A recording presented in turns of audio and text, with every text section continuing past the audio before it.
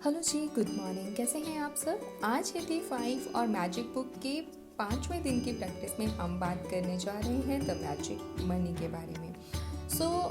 अक्सर मैंने लोगों को ये कहते हुए सुना है, जब भी हम मनी के बारे में डीप रिलेशनशिप की बात करते हैं तो ज़्यादा मनी का होना अच्छा नहीं है। अगर हम किसी बहुत अमीर व्यक्ति को देखते हैं तो फर्स्ट थॉट ये आता है कि इसने तो अच्छे तरीके से पैसा कमाया ही नहीं होगा, ये अच्छा आदमी नहीं है। क्योंकि जिनके पास पैसा कम होता है, जो अच्छे लोग होते हैं, उनके पास तो बहुत पैसा होता ही नहीं है। तो ऐसा एक थॉट होता है। या फिर मनी को लेके कि अगर हम किसी को अपना मनी देते हैं तो हमें जब वो मनी वापस चाहिए होता है तो वो हमें वापस नहीं मिलता है, हम मांग नहीं पाते हैं और इससे हमारे रिलेशनशिप हैं जो वो सफ़र होना शुरू हो जाते हैं। तो ज़्यादातर लोगों का जो माइंडसेट है वो ये है कि अगर हमारे पास पैसा ज़्यादा है या हम इसको किसी की हेल्प के लिए देते हैं तो उसके बाद हमारी लाइफ में मनी से रिलेटेड प्रॉब्लम आती हैं। जैसे कि मनी देने के बाद हम वो पैसा वापस नहीं मांग पाते हैं या सामने वाला अगर हमें वापस नहीं देता है तो हमारा वो रिलेशनशिप सफ़र होने लग जाता है। तो अक्सर मनी को लोग प्रॉब्लम से कोरिलेट करते हैं।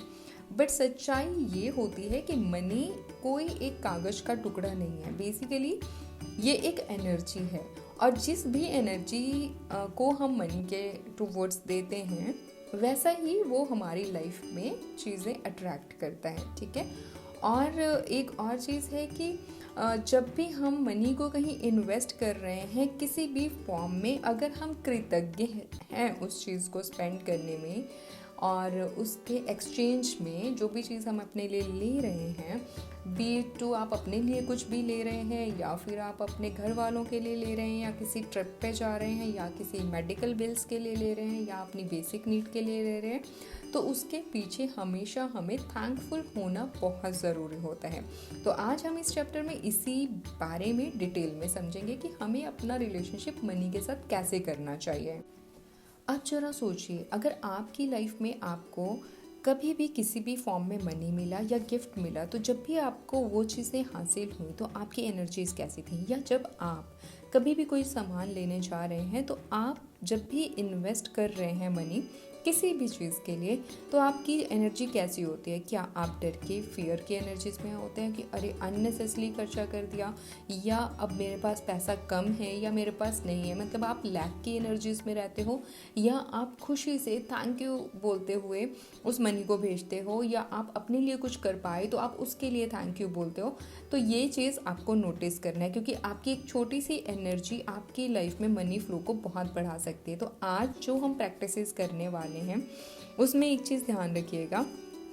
पहले तो आप जो भी बचपन से लेके आज तक आपको कोई मनी मिला या कोई गिफ्ट मिला या आपके लिए कुछ भी पेरेंट्स ने खरीदा या आपके रिलेटिव्स ने दिया, फ्रेंड्स से गिफ्ट आया, तो आप आज उन सब चीज़ों को लिस्ट डाउन करोगे। और जब भी आप उसको लिस्ट डाउन करोगे, आप बैठ के उसके बारे में सोचोगे तो वो एनर्जी महसूस करोगे कि आपको उस टाइम पे कैसा महसूस हो रहा था।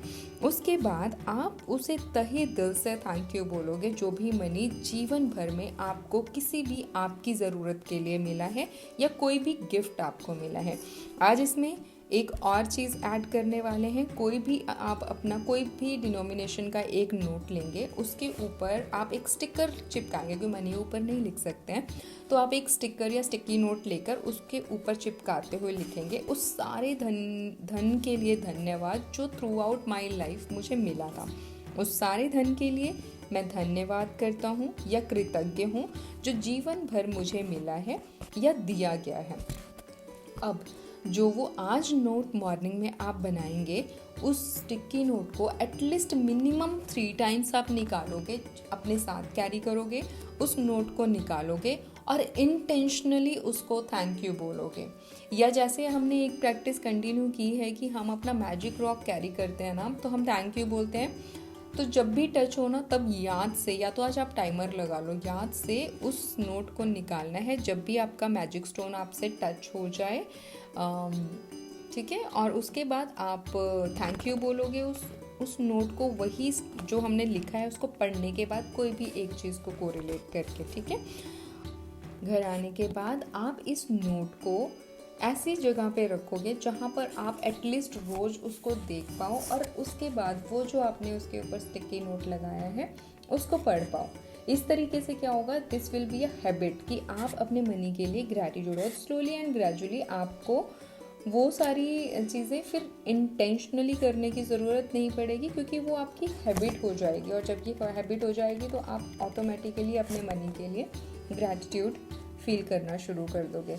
एंड बाकी 2 प्रैक्टिसेस, डे 1 की एंड डे 2 की आपकी सेम रहेंगी। 10 डिफरेंट चीज़ों के लिए रिपीट नहीं करना है, ग्रैटिट्यूड लिखना है। चीज़ें ढूंढिए नई, क्या वो नई चीज़ें हैं कि जो आपने कल लिखी या परसों लिखी हैं, हम पिछले 4 दिन से लिख रहे हैं। आज आप नई चीज़ें ढूंढेंगे और उनके लिए कृतज्ञता लिखते हुए थैंक यू बोलेंगे। रात को सोने से पहले अपने मैजिक रॉक को हाथ में लेके दिन की सबसे बेहतर हुई चीज़ के लिए थैंक यू बोलेंगे और उसके बाद उस एनर्जीज के साथ आप सो जाएंगे। सो इस तरीके से आज से हम अपने मनी के लिए फर्दर 28 डेज तक हर दिन थैंक यू बोलते हुए चलेंगे, क्योंकि हमें अपनी लाइफ में अबेंडेंस को भी अट्रैक्ट करना है।